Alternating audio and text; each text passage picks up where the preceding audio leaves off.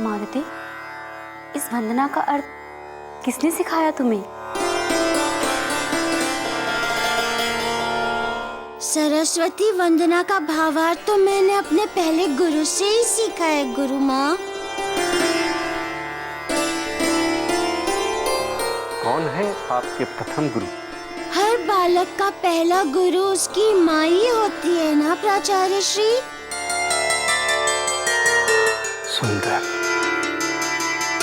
अति सुंदर। अब हम औपचारिक रूप से सभी विद्यार्थियों का स्वागत करते हुए इस आश्रम का उद्देश्य मंत्र बताते हैं। तमसो मां ज्योतिर्गमः, अर्थात अज्ञान के अंधेरे से ज्ञान की उजाले की ओर जाना। और हम आपसे यही अपेक्षा करते हैं कि इस आश्रम में आप जो कुछ भी सीखें, जो कुछ भी पढ़ें, उसका उद्देश्य अज्ञान से ज्ञान की ओर जाने की छटपटाहट हो। मां सरस्वती देवी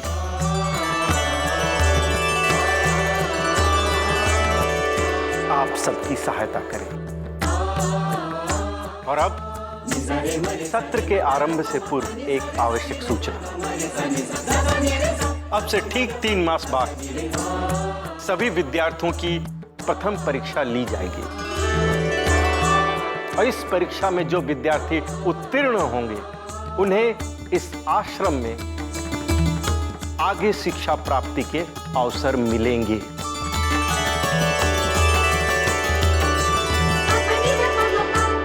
जो विद्यार्थी इसमें उत्तीर्ण नहीं होंगे उन्हें इस आश्रम से जाना पड़ेगा।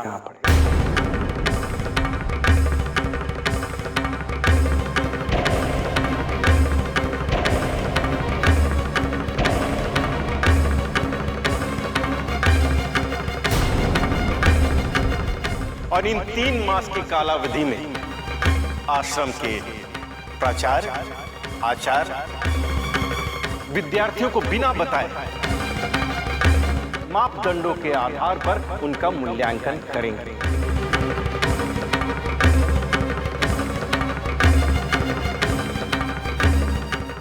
मापदंड इस प्रकार: प्रथम, निरंतरता, जिसमें अनुशासन पालन का मूल्यांकन होगा। द्वितीय, शिक्षा प्राप्ति के प्रति आप सभी की निष्ठा।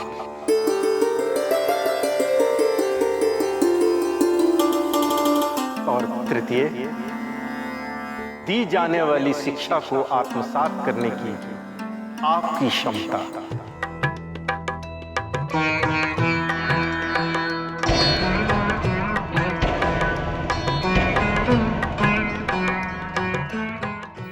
इस परीक्षा के लिए अपना सर्वश्रेष्ठ प्रयास करूंगा।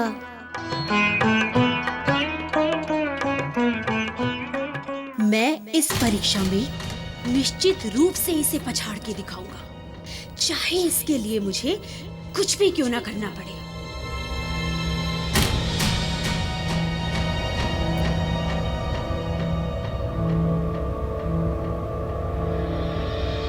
बस अब देखता जा तू मारुति, हमारी खोपड़ी में ऐसी योजना पक चुकी है जिससे न केवल हम तुझसे तेरी गदा छीनेंगे, वरन आज जिन आचार्यों की दृष्टि में तू एक भला सा बालक है ना, इन्हीं आचार्यों की दृष्टि से तुझे गिराकर तुझसे तेरा सम्मान भी छीनेंगे।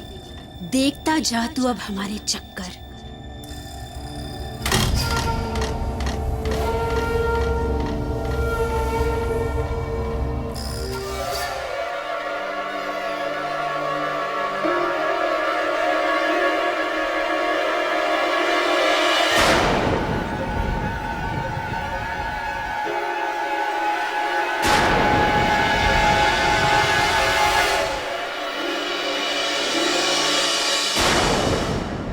भाई, ये मैं करूंगा।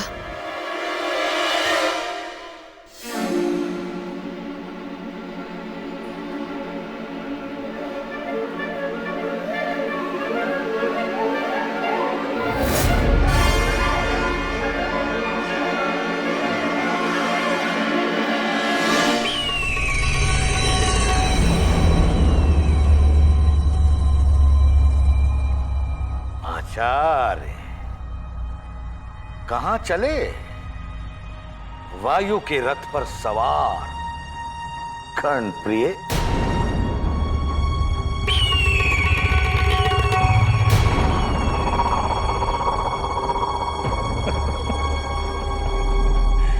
यदि हम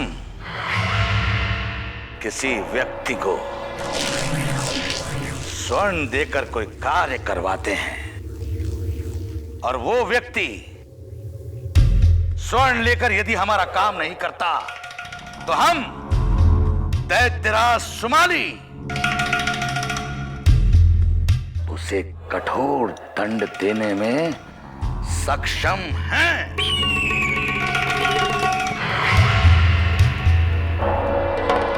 और हाँ,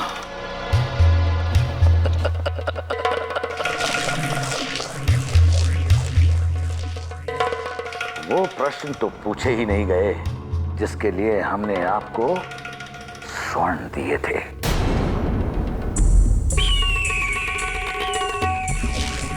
सत्य कहा आपने दैत्यराज, किंतु मेरा पक्ष भी तो सुन लीजिए आप। उसके पश्चात भी यदि आपको लगे कि मुझे आपके स्वर्ण लौटा देने चाहिए, तो मैं बिना एक क्षण गंवाए वो स्वर्ण दे दूंगा आपको। किंतु मेरी बात तो सुनिए।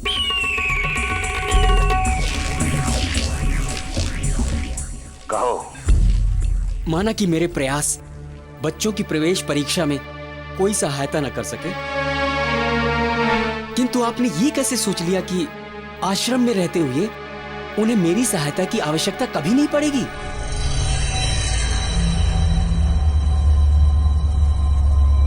दैत्यराज, वो सारा स्वर्ण मैं उनकी सुख सुविधाएं जुटाने में लुटा दूंगा, यदि आप कहें तो।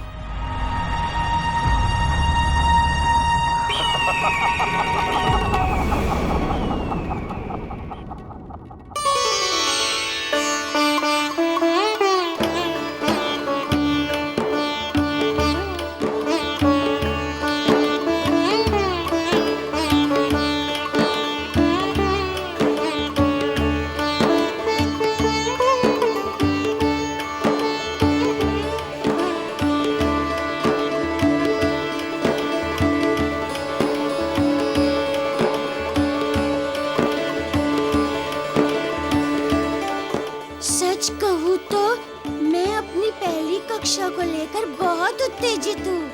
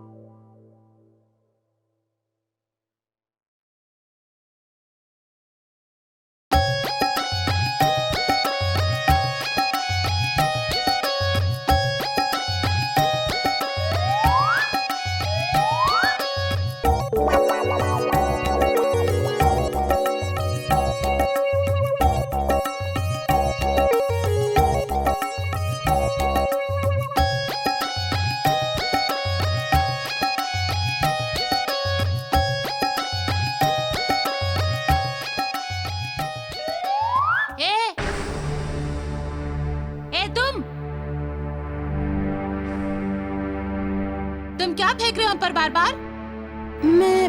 मैंने कुछ नहीं फेंका। तो मैं झूठ बोल रहा हूँ? मुझ पर भी फेंका था इसने अभी, जाने क्या। देखो तुमको भ्रम हुआ है। अच्छा, तो मुझे भ्रम हुआ है? तो मुझे भी भ्रम हुआ है। अरे मेरी बात तो सुनो। अच्छा, पहले तुम्हारे कंकड़ खाए और फिर तुम्हारी बात भी सुने।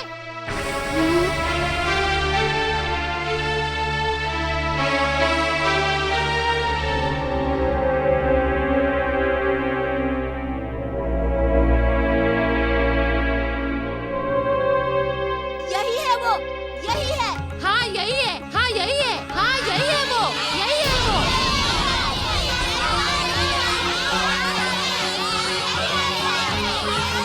शांत!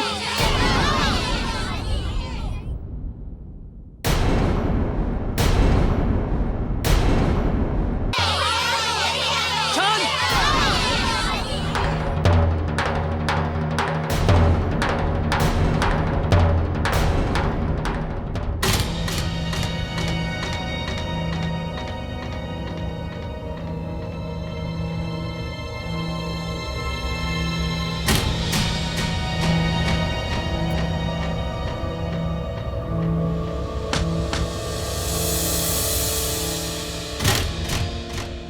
ये क्या हो रहा है मारुति? ये सारे बच्चे तुम्हारा विद्रोह क्यों कर रहे हैं? अरे मैं कहाँ लड़ रहा हूँ? नहीं, आचार्य, ये हम पर बिना बात के चने के दाने फेंक रहा था, बार बार बार बार। सत्य आचार्य श्री, ये मुझ पर भी चने के दाने फेंक रहा था। आचार्य, ये दोनों असत्य बोल रहे हैं। यदि ये दोनों असत्य बोल रहे हैं तो वो क्या है?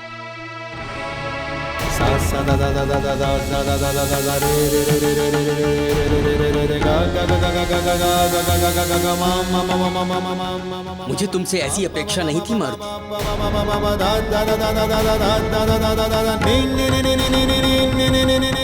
आचार्य श्री, आप मुझ पर विश्वास रखिए। जैसा मुझ पर आरोप लगाया जा रहा है वैसा कुछ नहीं किया है मैंने। फिर वही बात, असत्य को बार बार दोहराने से वो सत्य नहीं हो जाएगा। और इस आश्रम में यदि तुम्हें रहना है तो इस आश्रम के नियम एवं अनुशासन का पालन करना ही होगा। ध्यान रहे मारुति, भविष्य में मुझे ये शिकायत कभी नहीं आनी चाहिए कि तुमने अपनी बच्चों वाली उद्दंडता करके किसी भी कक्षा का वातावरण दूषित किया है।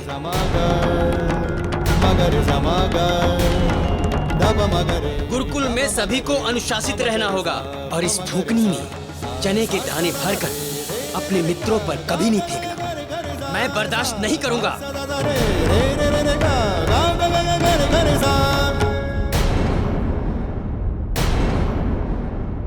आज जो अनुशासनहीनता तुमने की है उसका दंड तुम्हें भुगतना ही पड़ेगा।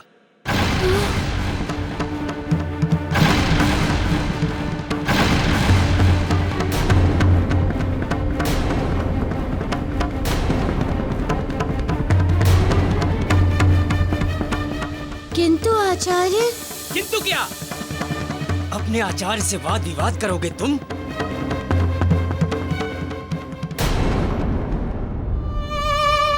क्षमा चाहता हूँ गुरुजी, अब ऐसा अपराध नहीं होगा। आप जो कहेंगे वही करूँगा मैं। अवश्य वही करोगे। वो उस कोने में जो घड़ा पड़ा है, उस घड़े में आज पीने का पानी तुम भरोगे। उस घड़े को तुम्हें अपने चुल्लू में पानी भर भर कर लाकर ही भरना होगा, वो भी आश्रम के कुंड से।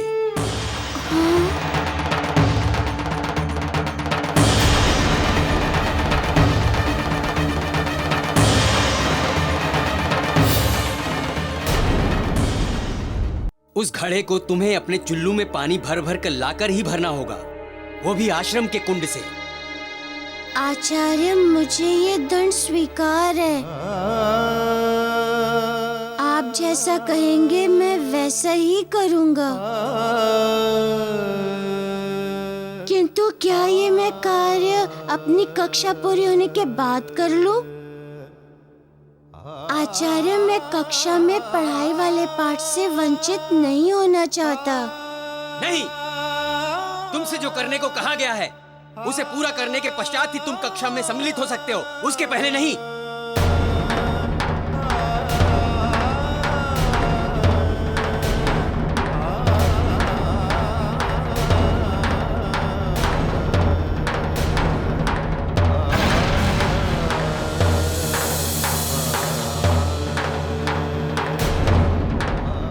मैं करूँगा आचार्य, आज्ञा दें।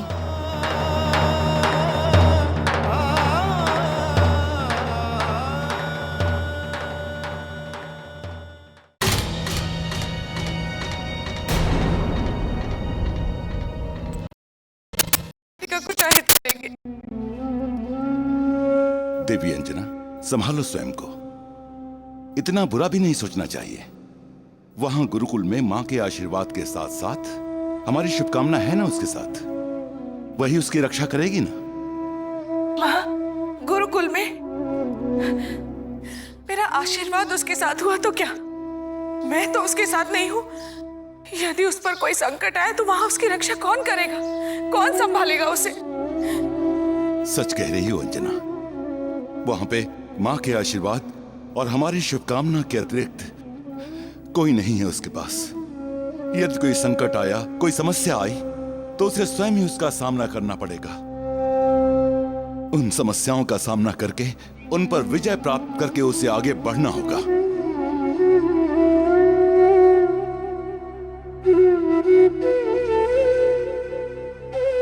देखो देवी अंजना, मारुति ने अपने साथ साथ अपना उज्जवल भाग्य लेकर जन्म लिया है। विधाता ने उसे संसार में कुछ करने के लिए भेजा है,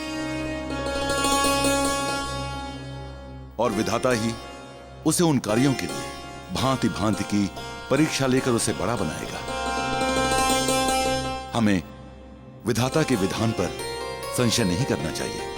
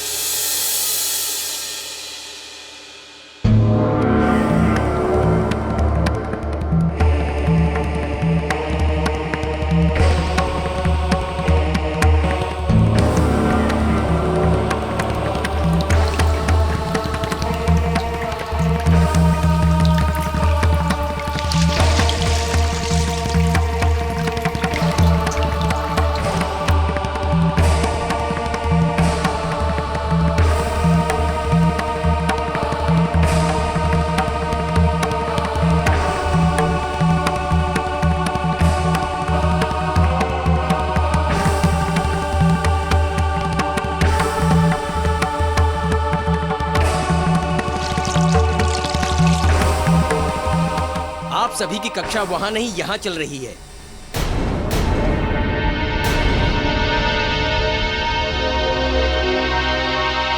तो मैं कह रहा था कि आप सभी इस आश्रम में आत्मनिर्भर होकर रहने लगे हैं, और इस जीवन में स्वच्छता के महत्व को समझना अति आवश्यक है, क्योंकि कहा गया है कि स्वच्छ शरीर में ही रहे स्वस्थ मस्तिष्क, और स्वस्थ मस्तिष्क में ही होता है निर्मल ज्ञान। तो मैं आप सभी को निर्मल ज्ञान प्राप्त करने के कुछ सरल उपाय बताऊंगा।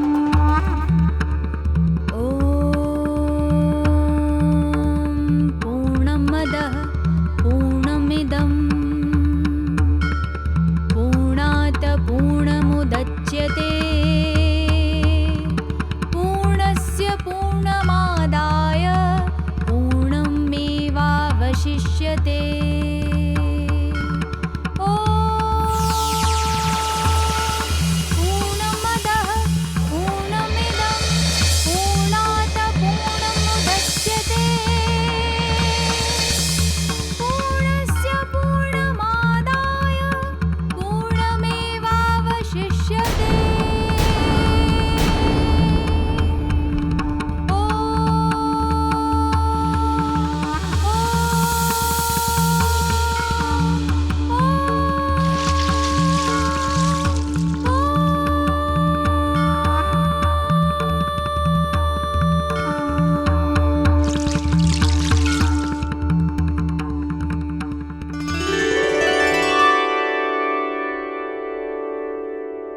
आचार्य जी, मैंने अंजुलियों से घड़ा भर दिया है।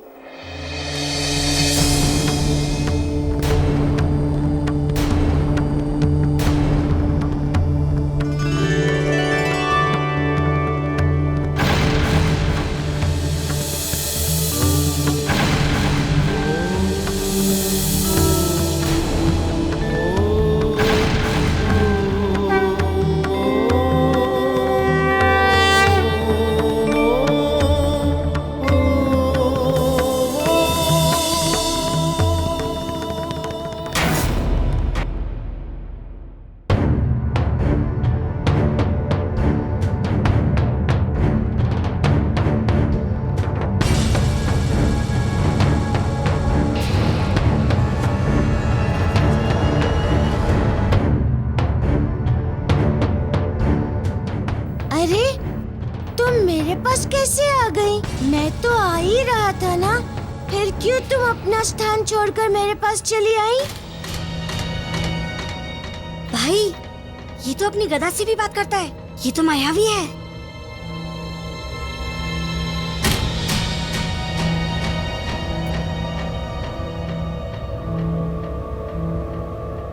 आचार्य, क्या मैं अपने स्थान पर जाके बैठ सकता हूँ? नहीं। अंजुलि से पानी भर के तुमने अनुशासन का पाठ तो पढ़ लिया, किंतु मैं चाहता हूँ कि तुम आज ही विनम्रता का पाठ भी पढ़ लो। जाकर सभी को पानी पिलाओ।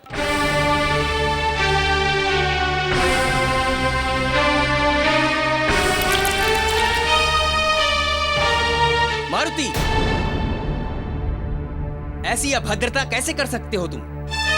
अपने गुरु के होते हुए किसे पानी पिलाने जा रहे हो तुम? ईश्वर से भी पहले गुरु को सम्मान देने की परंपरा है हमारे यहाँ। इतना भी नहीं जानते तुम? आचार्य श्री, सम्मान के संदर्भ में आपका कथन सही है, किंतु यदि गुरु और ईश्वर दोनों सामने आ जाए तो मैं पहले गुरु को ही प्रणाम करूंगा। किंतु मुझे एक शिक्षा मिली है, पानी पहले छोटों को देना चाहिए और पान पहले बड़ों को देना चाहिए।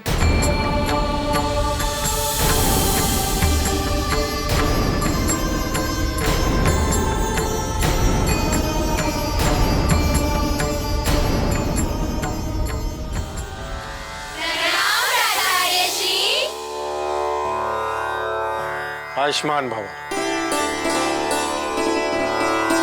आश्रम निरीक्षण के लिए निकला था, अनायास ही मारुति की बात कानों में पड़ गई, इसलिए यहाँ चला आया।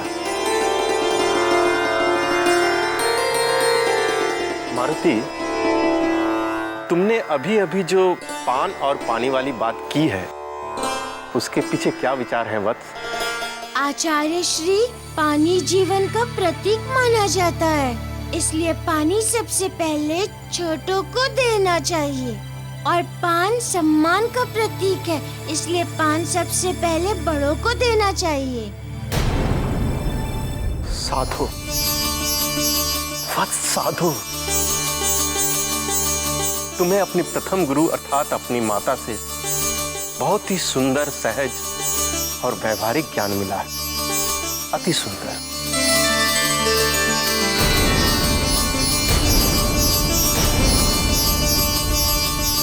आचार्य कर्णप्रिय, अब तो आपको नहीं लग रहा है ना कि मारुति ने पहले छोटे को पानी पिलाकर आपका अपमान किया है?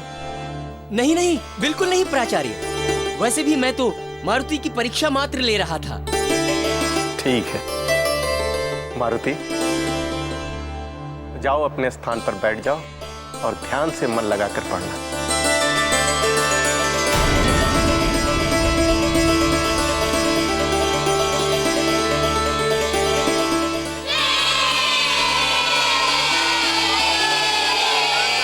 मारुति, तुमको उन दोनों लड़कों पे क्रोध नहीं आया जिन्होंने तुमको आचार्य के सामने झूठ मूठ ही फंसा दिया और बिना बात दंड भी दिलवा दिया? तुम ये कैसे कह सकते हो मित्र कि उन दोनों लड़कों ने मुझे झूठ मूठ फंसाया? उन्हें जो लगा उन्होंने कहा, और आचार्य ने जो देखा उसी आधार पे उन्होंने अपनी प्रतिक्रिया दी। आंखों देखी को झुठलाना बहुत कठिन होता है मित्र।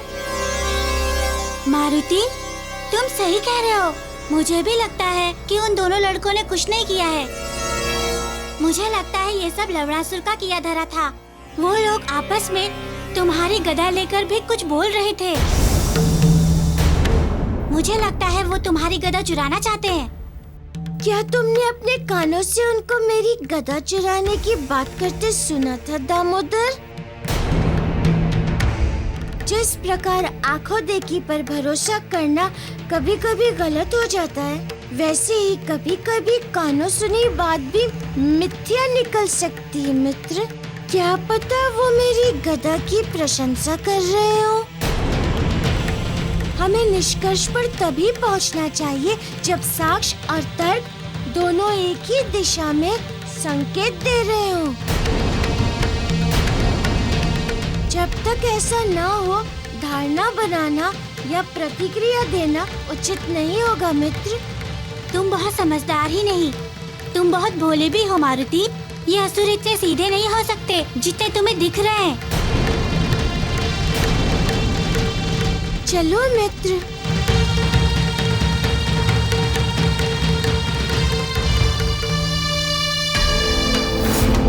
हमें तुरंत ही कुछ ना कुछ करना पड़ेगा।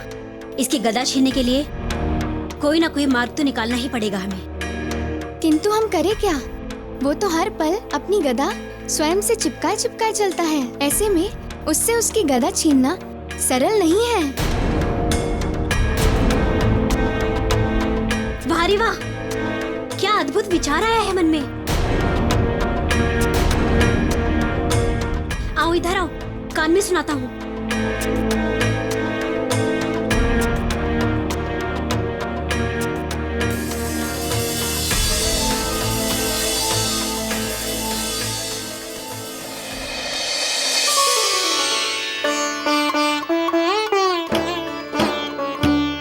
प्रणाम माते।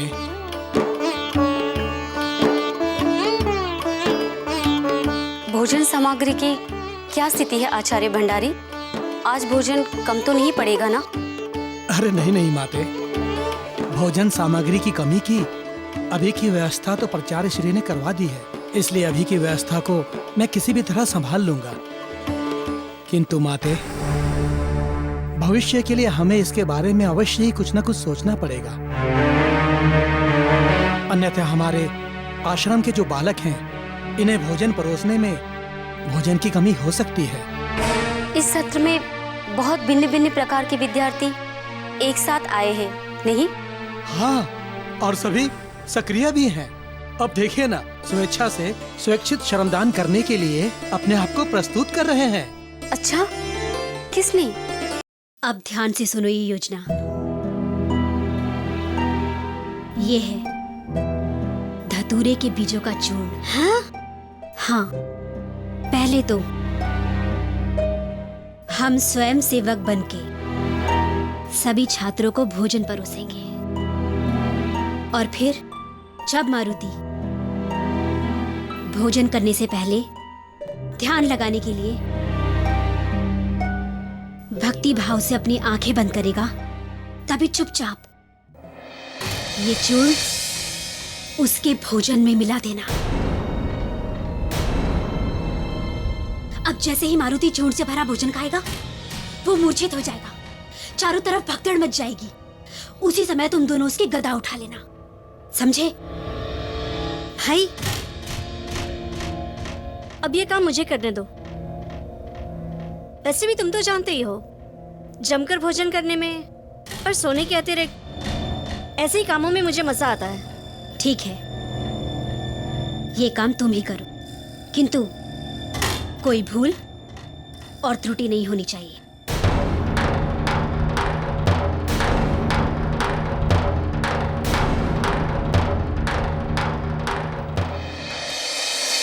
तुम सब जो स्वेच्छा से आश्रम के कार्यों में अपना श्रमदान कर रहे हो, सच मुझे बहुत भला लग रहा है, और तुम सभी के लिए मेरे मन से आशीष निकल रही है।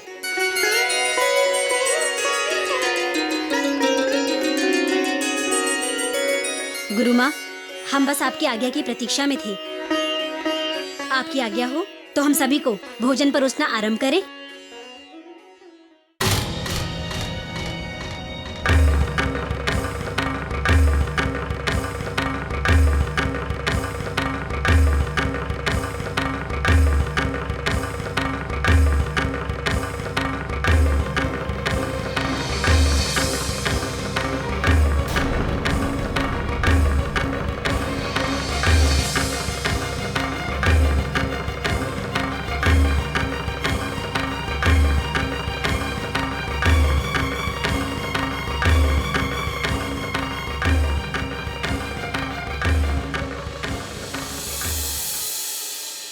अब सभी बालक आंख बंद करके भोजन मंत्र का उच्चारण करेंगे।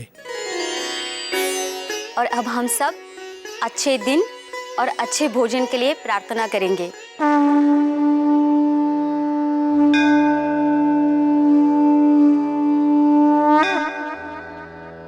ओम अन्नपूर्णे सदा पूर्णे।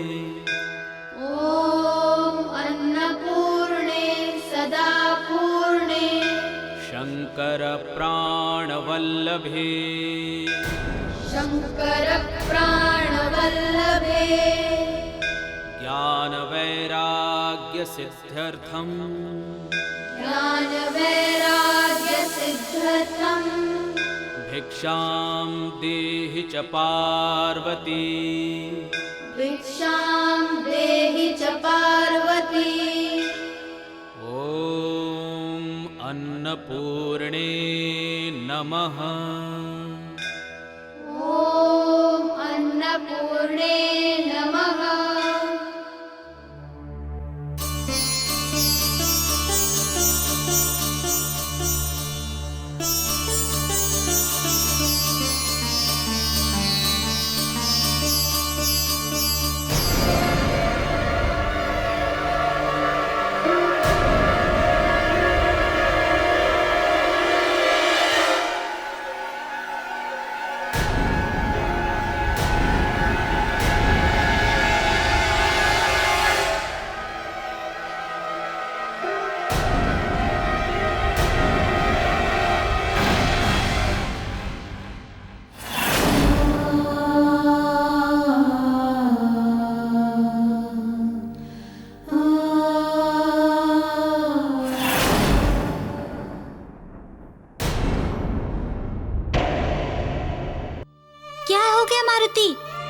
कहाँ खो गए मित्र? खाना क्यों नहीं खा रहे हो?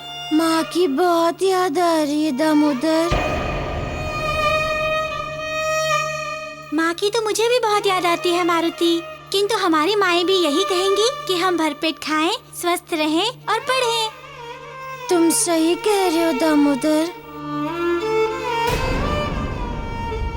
अब तो मुझे भी लगने लगा है कि दामोदर मित्र है मारुति का। दामोदर की बात मान ले। खा ले बेटा, खा ले।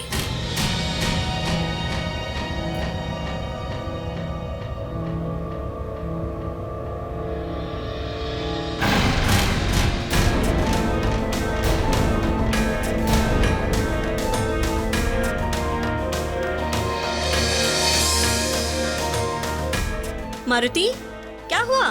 खाना क्यों नहीं खा रही तुम?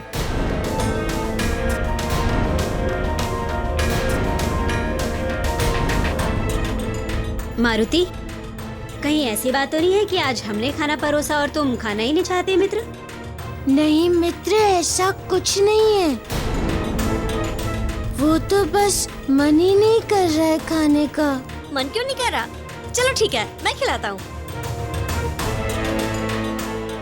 अरे मन क्यों नहीं कर रहा? खाना खाओ, लो।